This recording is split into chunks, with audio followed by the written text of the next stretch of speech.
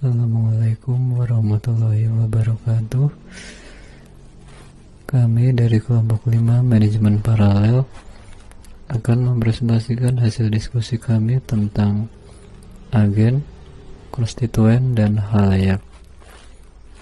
Sebelumnya, kelompok kami beranggotakan Mbak Siti Nurhalimatus Sa'diyah, NPM 0011, saya Akrim Hadianto, NPM 0162, kemudian Mbak Eka Ayustiawati, NPM 0193, Mbak Arifah Afiani, NPM 0203, dan Mbak Vina Raudhatun Nafisah, NPM 0204.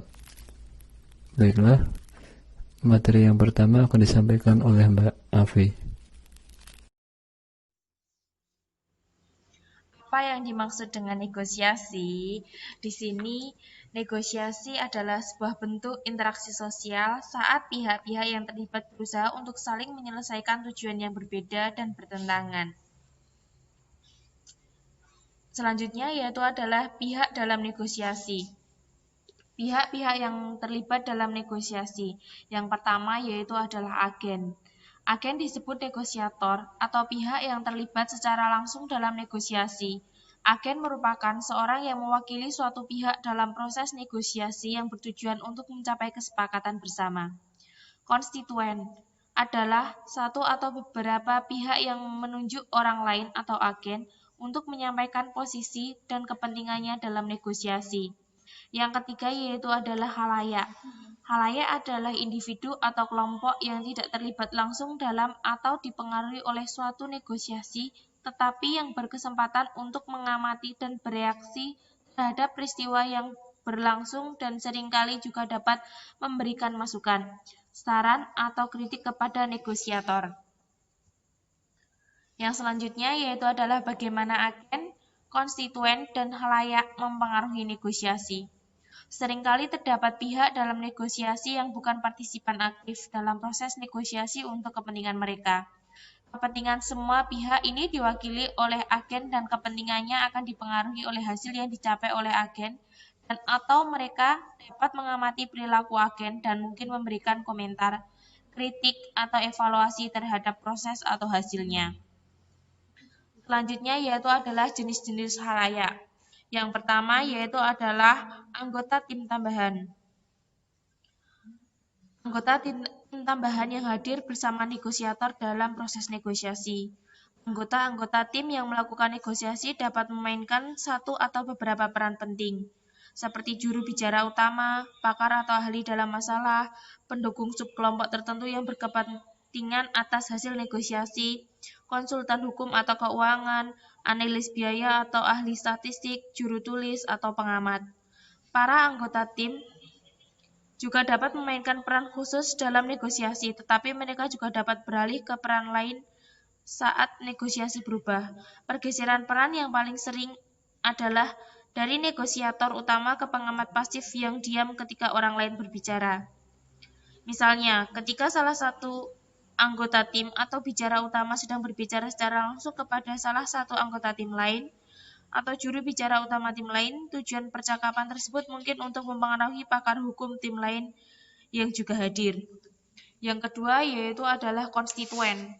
Konstituen adalah salah satu beberapa pihak yang berkepentingan, tuntutan, atau prioritasnya diwakili oleh negosiator utama dalam negosiasi. Istilah konstituen biasanya digunakan untuk politik. Pejabat terpilih biasanya bertanggung jawab kepada para pemilih yang telah memilihnya atau konstituen mereka. Dan yang ketiga yaitu adalah penonton dan pengamat eksternal. Selain akan ada banyak penonton yang kepentingannya tidak diwakili secara langsung dalam negosiasi atau hadir saat negosiasi, tetapi yang juga dipengaruhi oleh hasil negosiasi atau memiliki pandangan yang menguntungkan untuk mengamatinya dan keinginan kuat untuk mengomentari proses negosiasi. Untuk slide selanjutnya akan disampaikan oleh Eka Ayu. Materi selanjutnya adalah karakteristik utama halayak. Karakteristik utama halayak dalam beberapa cara menurut Rubin dan Brown 1975. Yang pertama adalah Halayak dibedakan secara fisik hadir pada atau absen dari negosiasi. Halayak dibedakan secara fisik hadir pada atau absen dari negosiasi, maksudnya adalah beberapa pengamat seperti anggota tim mungkin hadir saat negosiasi dan menyaksikan secara langsung negosiasinya, sedangkan anggota yang lain mungkin tidak hadir dan hanya mengetahui melalui laporan dan catatan. Cara yang kedua yaitu halayak dapat atau tidak dapat bergantung pada negosiator mengenai hasil yang dicapai dalam proses negosiasi.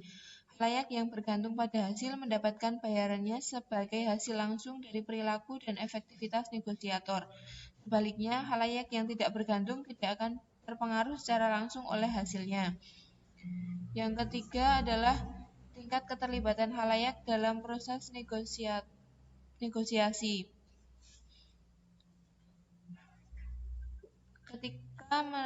Ketika mereka terlibat, kompleksitas interaksi meningkat dalam beberapa cara, bergantung pada halayaknya, pada kepentingannya, kewenangan yang dimilikinya, dan peran yang dimainkan oleh audiens tersebut.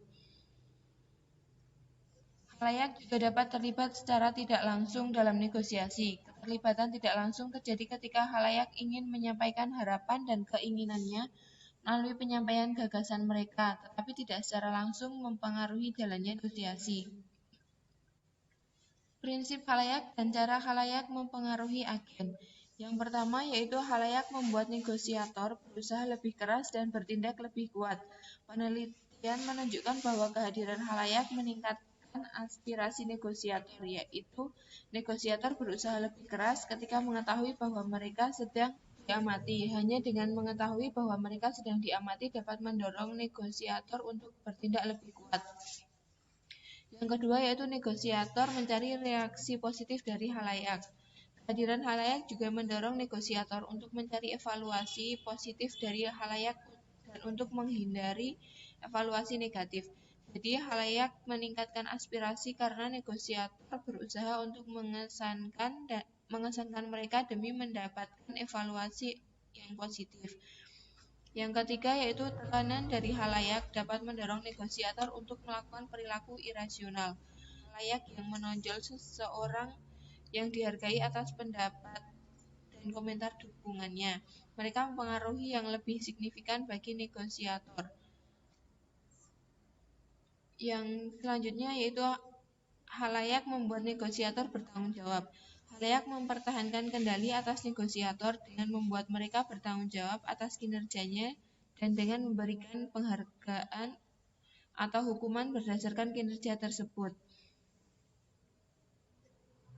Yang selanjutnya adalah implikasi taktis dari dinamika struktur sosial, dilema negosiator. Kehadiran halayak, khususnya halayak yang mengharapkan hasil, menciptakan paradok bagi negosiator karena adanya dua macam tekanan. Salah satu tekanan berasal dari konstituen dan tim, menyebabkan agen menjadi tangguh, kukuh, pantang mundur, dan mendukung tuntutan konstituen. Tekanan lain berasal dari negosiator lawan dan menuntut negosiator agar fleksibel, menjadi penengah dan bersedia untuk memberi dan menerima. Selanjutnya, dilema dasarnya adalah menentukan bagaimana negosiator dapat memuaskan tuntutan konstituen, yaitu kegiatan, dan tuntutan pihak lain, yaitu konsensi. Materi selanjutnya akan disampaikan oleh Mbak Dia. Saran bagi agen untuk menangani konstituen dan halayak. Yang pertama, klarifikasi ekspektasi peran dan kontrak kinerja. Kontrak perilaku hanya mengharuskan agen untuk melakukan perilaku-perilaku tertentu. Sedangkan kontrak hasil akan menghargai negosiator karena telah mencapai hasil-hasil tertentu. Jika konstituen tidak menentukan bagaimana agen dievaluasi atau dihargai, agen harus bertanya secara langsung sehingga ia mengetahui apa yang harus dilakukan dan menghilang kesalahpahaman. Yang kedua, klarifikasi otoritas untuk mencapai kesepakatan.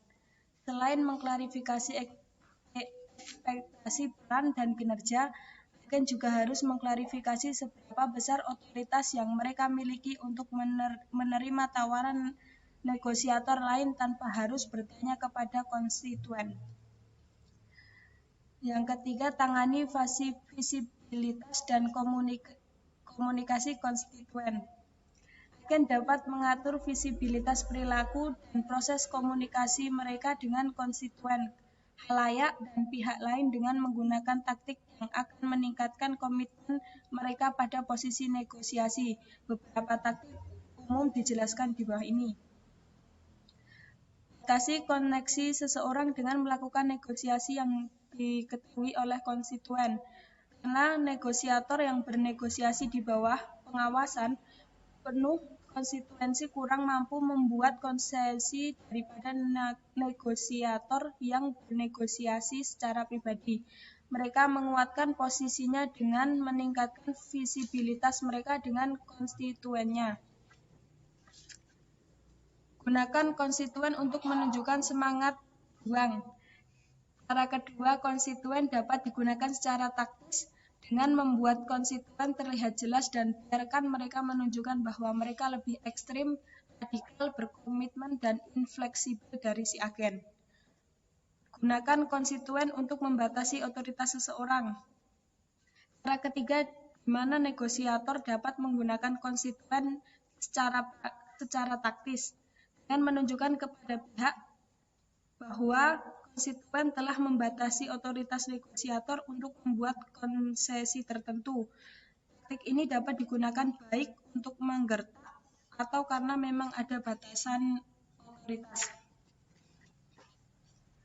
Sebagai gertakan, negosiator akan membuat pihak lain percaya bahwa semua konsesi harus dibicarakan dengan konstituen. Gunakan kewaspadaan yang besar dalam melebihi otoritas seorang. Hal ini sering menjadi masalah dalam hubungan perserikatan manajemen, terutama ketika kelompok negosiator perserikatan bersifat agresif dan memiliki aspirasi yang tinggi. Setelah negosiasi yang panjang dan sengit, tim negosiasi berserikat mencapai kesepakatan sementara dengan manajemen, akan tetapi kaum bawahan perserikatan yang mungkin memiliki ekspektasi yang besar menolak kontrak yang ditawarkan. Suara penolakan ini sama dengan mereka tidak percaya pada negosiator. Kadang negosiator yang ada di posisi ini akan mengundurkan diri. Kadang mereka kembali bernegosiasi dengan otoritas yang ditingkatkan untuk membuktikan ketangguhan mereka pada konstituennya, yang membahayakan kemungkinan tercapainya kesepakatan dengan pihak lain. Besar kemungkinan mendapatkan konsesi dengan negosiator lain dengan cara mengurangi visibilitas terhadap konstituen. Jika visibilitas khalayak yang semakin besar meningkat, kemungkinan negosiator akan mengambil sikap yang lebih tangguh, kurang fleksibel, dan menghasilkan lebih sedikit konsesi daripada negosiator yang ingin lebih fleksibel dan menjadi konsilator yang menginginkan agar negosiasi kurang terlihat. Ciptakan reputasi untuk kerjasama. Agen dapat menciptakan reputasi yang kuat karena telah bekerja sama baik dengan pihak yang mereka wakilkan dan dengan agen lain. Kemudian selanjutnya berkomunikasi secara tidak langsung dengan khalayak dan konstituen. Negosiator seringkali dapat menciptakan dinamika kepengamatan atau akuntabilitas yang telah dijelaskan sebelumnya dengan berkomunikasi secara tidak langsung. Komunikasi tidak langsung merupakan upaya-upaya yang dilakukan oleh negosiator untuk menyatukan opini khalayak dan konstituen terhadap pihak lain. Berkomunikasi secara langsung dengan konstituen pihak lain. Dalam bentuk ketiga dari komunikasi tidak langsung, salah satu agen mencoba untuk meloncati agen lain dan berkomunikasi secara langsung dengan konstituen agen tersebut. Untuk meyakinkan mereka yang terlihat agar mengubah posisi atau instruksi yang mereka berikan kepada perwakilannya, agen tersebut dapat saja memulai taktik ini biasanya ketika ia yakin bahwa negosiasi tersebut menemui jalan buntu Bahkan negosiator lain tidak berkomunikasi secara efektif dengan konstituennya, atau bahkan agen lain tidak memiliki kepentingan konstituen dengan jelas. Berkomunikasi langsung dengan penonton.